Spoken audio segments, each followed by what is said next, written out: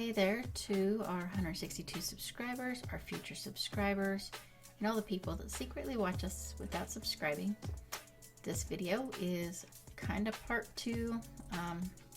This one I made because I am taking some classes and college classes. And last month we did some math classes, and one of the students in the class asked me to do a video on how I use math in my projects.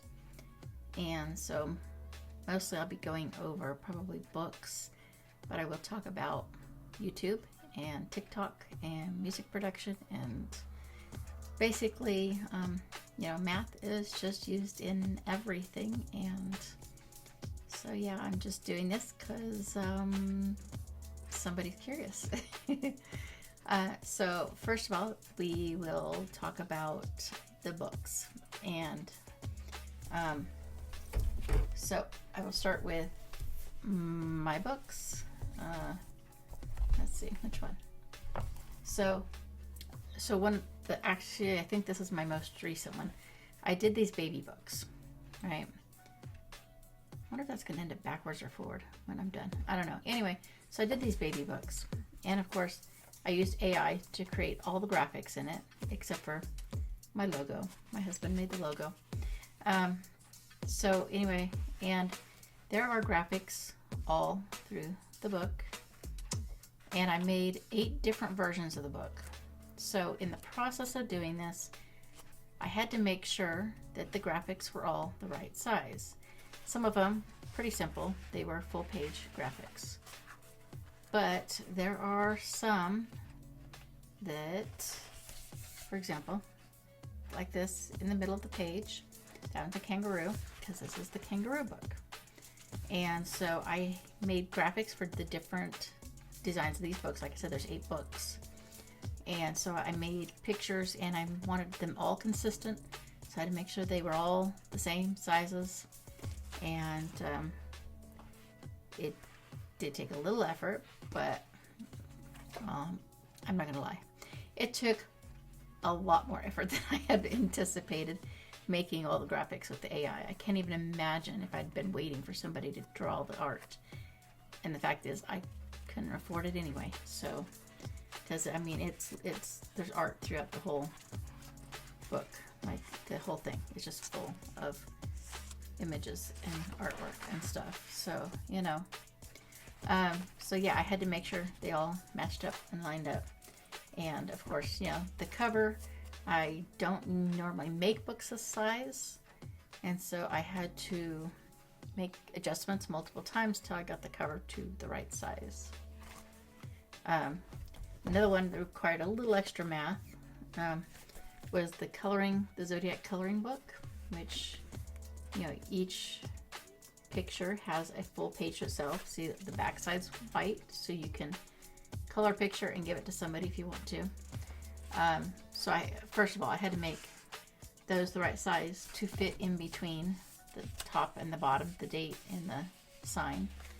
But also, I took all those pictures and I had to make them all fit on here, which required a little bit of math to make them symmetrical on the page.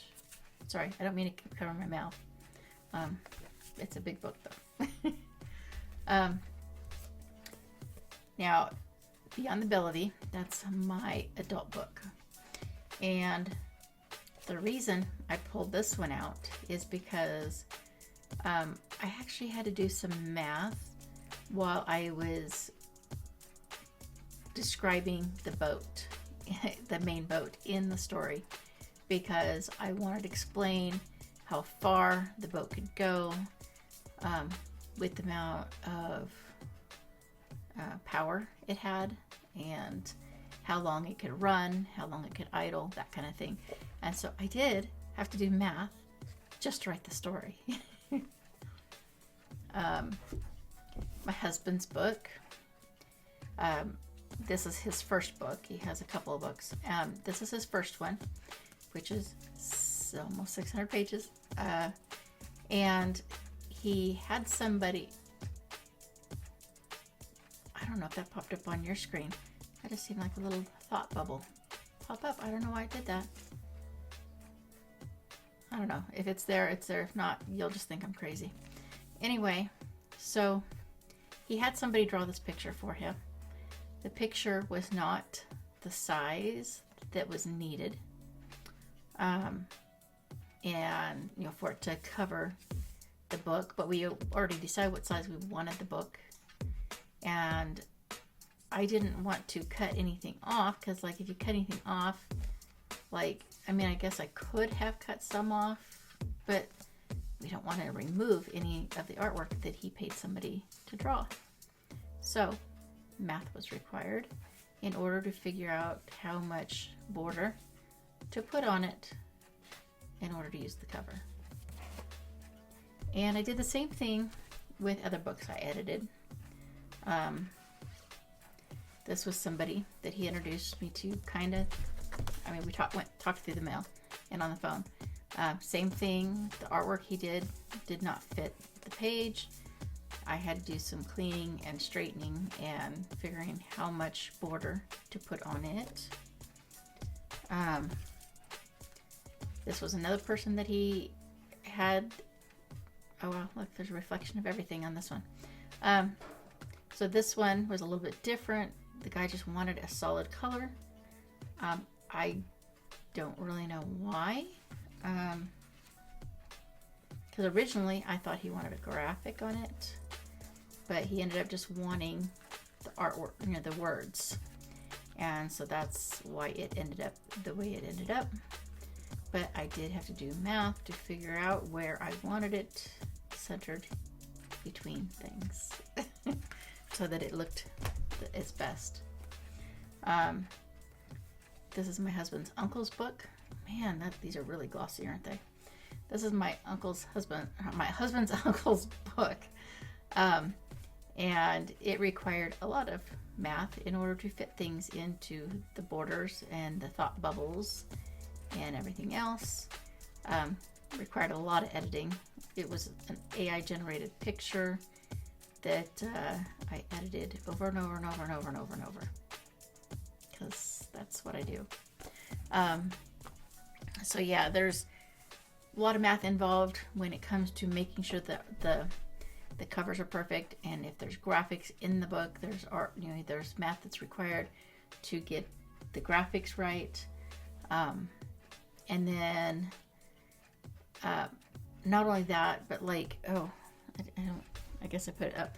So the kids book that I did, and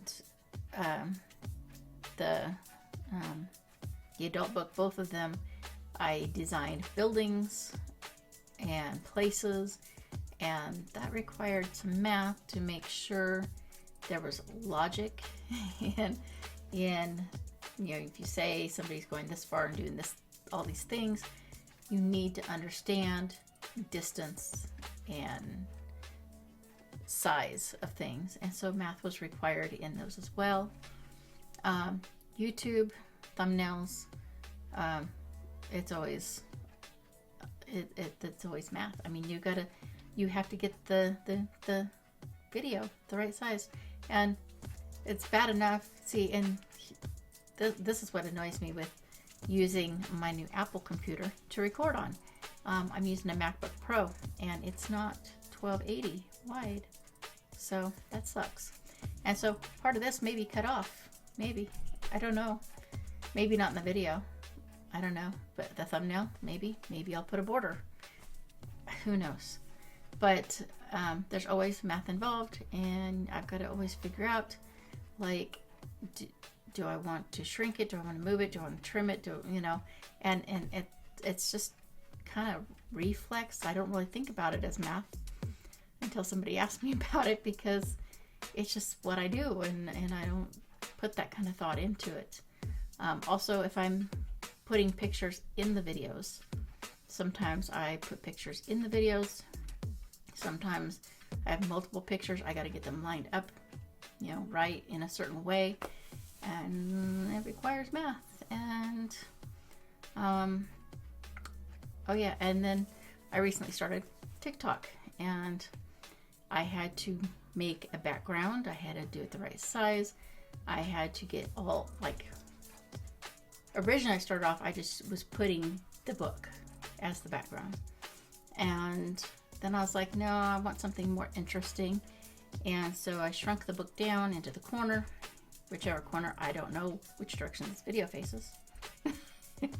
I shrunk it down into the corner, and then I'm in the other corner, and now, so I've got a specific size of photo or picture, usually AI, sometimes one of my own photos, that goes at the top. And I do that so that so you could see something interesting while I'm talking. And then of course music production. Music production is the whole reason this whole math topic came up in the first place. And I never even thought about math in relation to music until I was taking the class or the classes. And you know, you've got to sit there and do a lot of adding, and because you know you've got your 1/8 notes and 16th notes and 32nd notes and stuff like that, and so you've got to know like how many notes or what size of notes you need, how many of the different fractions of notes you need in a specific beat, in a specific bar, how many beats are in a bar, and all that stuff.